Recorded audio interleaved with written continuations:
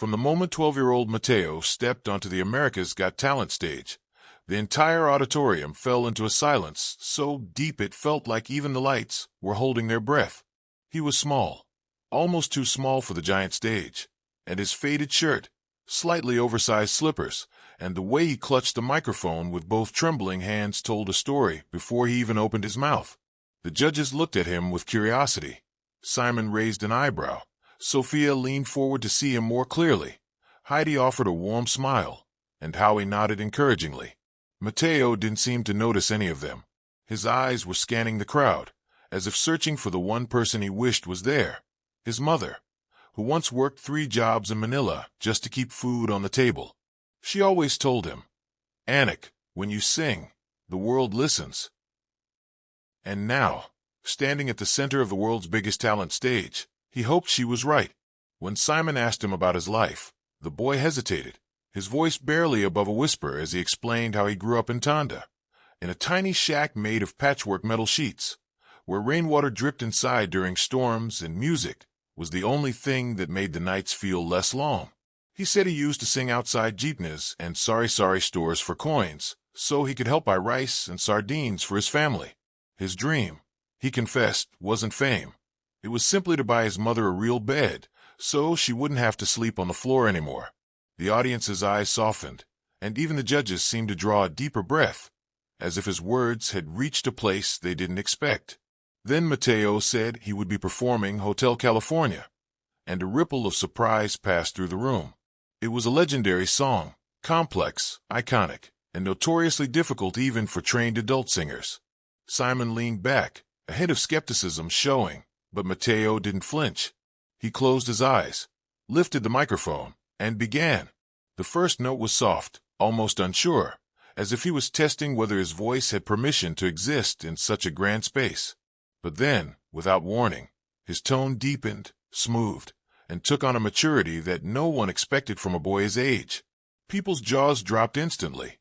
His voice carried a haunting echo, reminiscent of smoky bars, lonely highways, and the kind of longing that came from lived experience rather than age. It wasn't just a performance. It was a kind of storytelling that wrapped itself around every heart in the room. As he navigated the verses, he delivered each line with a rawness that suggested he understood struggle far more intimately than he should.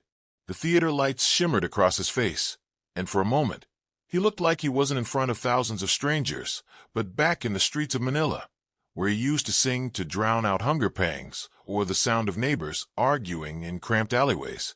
By the time he reached the chorus, his voice soared, cracking slightly, not from lack of skill, but from emotion he could no longer contain. The audience gasped, leaning forward, caught between disbelief and awe. Even the judges couldn't hide their reactions. Heidi's hand flew over her mouth, Sophia wiped at her eyes, and Howie whispered something that sounded like, "Oh my God!" Simon, known for his brutal honesty, stared at the boy as if seeing a miracle unfold. Mateo's voice filled the arena, with colors and memories, with pain and beauty, with everything he had ever been afraid to say out loud. People in the audience began crying, not because it was sad, but because it was the kind of performance that reminded them of the dreams they once had, the hardships they survived, and the fragile hope they still held on to.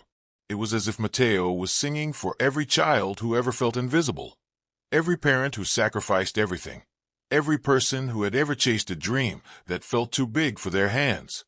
The more he sang, the more powerful he became, until his trembling had disappeared completely, replaced by a quiet strength that radiated from him like light. As Mateo approached the climax of the song, something extraordinary happened, something that would later be replayed millions of times online, studied, shared, and cherished around the world. His voice, which had held steady despite the emotional weight of the moment, suddenly rose into a breathtaking high note that was pure, bright, and unmistakably golden.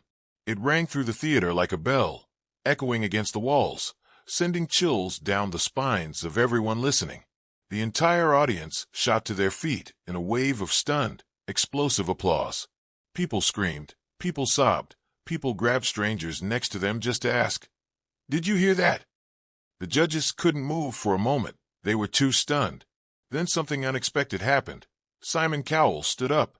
Not angrily, not skeptically, but slowly, emotionally, and with a tenderness rarely seen from him. He placed one hand on the table, staring at the little boy like he was witnessing the rebirth of music itself. Mateo opened his eyes, breathless, his tiny chest rising and falling as if he'd given a piece of his soul away in that final note.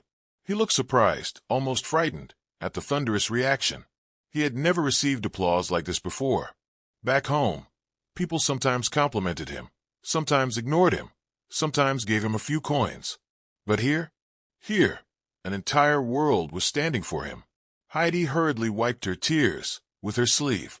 Sophia had abandoned all attempts at maintaining makeup. Howie pressed a hand to his heart. And Simon did something no one expected. He signaled for the crowd to quiet down, and they did instantly. The silence that fell wasn't empty. It was reverent, sacred, filled with a sense that something life-changing was about to happen. Simon leaned forward and said in a trembling voice, "Mateo, that wasn't just good. That was legendary." The boy blinked rapidly, as if unsure whether he had heard correctly. The audience murmured excitedly. Then Simon added, "You were born to sing, and no one can tell you otherwise." The crowd erupted again. Mateo looked overwhelmed, clutching the microphone to his chest like he was holding on for dear life. His lips trembled, and tears began to gather in his eyes. Seeing this, Heidi reached out as if wanting to hug him from across the table.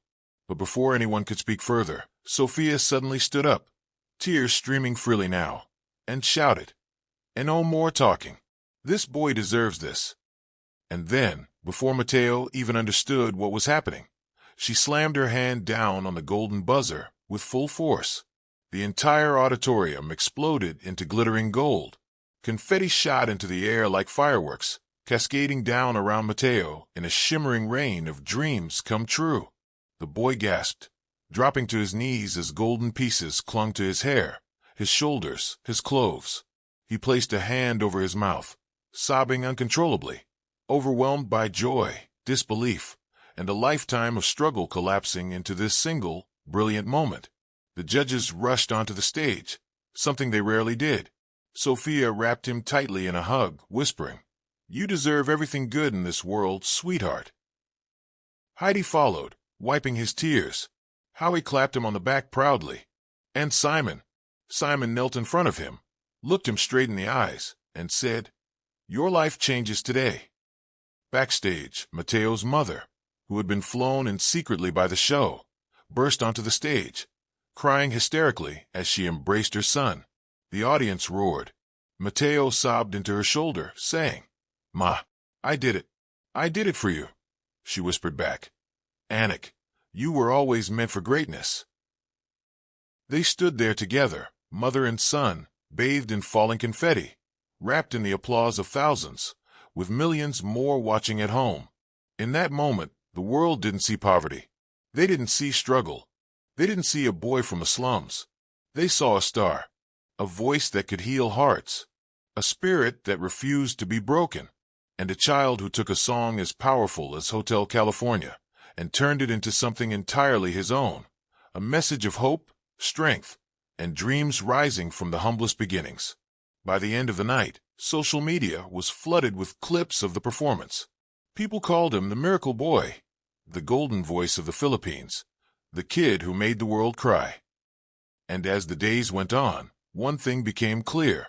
Mateo's journey had just begun, and the world was ready to follow him every step of the way.